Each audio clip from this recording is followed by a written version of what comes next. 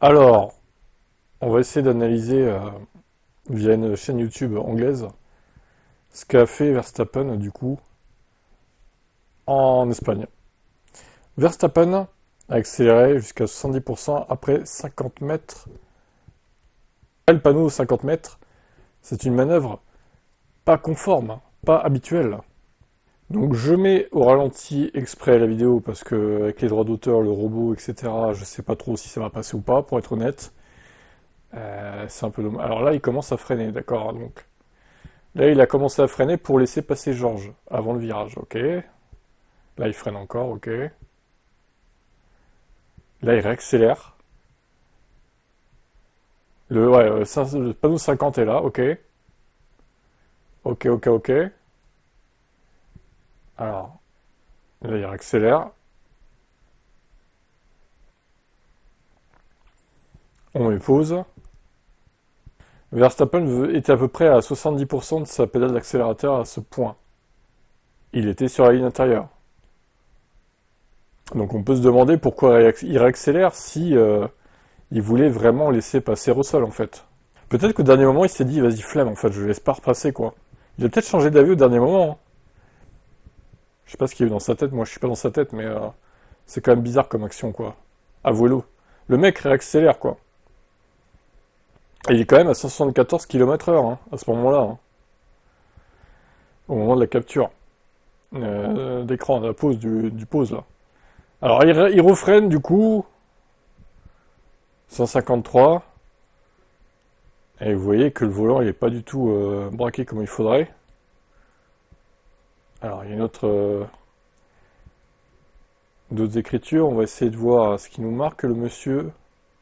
Très peu d'angle de volant. Le virage 5 est un virage à basse vitesse. Il était loin de la corde. Et il a toujours cet angle de volant qui est pas représentatif d'où est placée la voiture par rapport au virage en fait. Il devrait braquer plus. Il conclut en disant que clairement il pensait à quelque chose d'autre plutôt que de prendre le virage convenablement. C'est ça qu'il veut dire en fait. D'après ce qu'on voit, effectivement, c'est un peu louche. C'est un peu louche. Pour comparaison avec Russell, du coup, voici l'angle de volant qu'il faudra avoir. Bon, lui est un peu plus à l'extérieur, hein, donc voilà. Mais là, voilà, hein. Ça, c'est quelqu'un qui veut prendre son virage convenablement.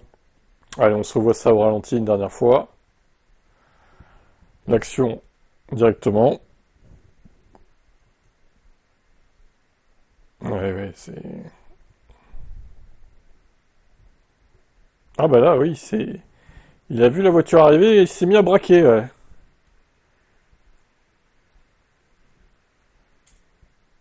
Qu'est-ce qui lui est arrivé? Qu'est-ce qui lui est passé par la tête, quoi?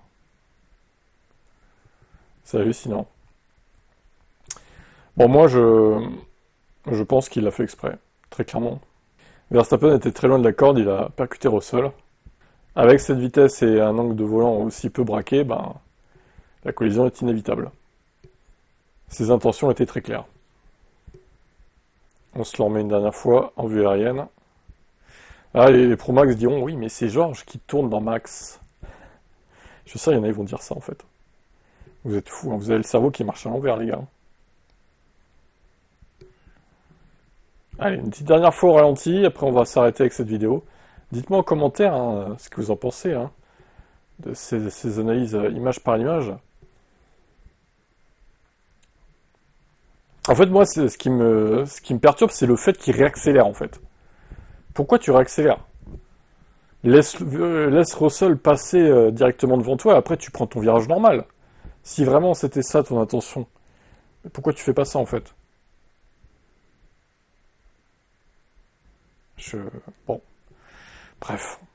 Il s'est pris ces 10 secondes, voilà. Certains pensent que c'est pas assez. Moi, je pense qu'un stop and go n'aurait pas été volé, mais en même temps, ça n'aurait pas changé grand-chose à sa course. Il aurait marqué 0 points au lieu de 1. Bon, c'est pas ça qui va avoir une incidence sur le championnat au final. Mais voilà. Je pense que au pire, les 10 secondes sont plutôt méritées. Au mieux, il aurait pu y avoir un stop and go. Mais bon. Et on rappelle 11 sur 12 au niveau du permis à points. Allez, je vous laisse réagir. Qu'est-ce que vous en pensez? Il l'a fait exprès ou pas?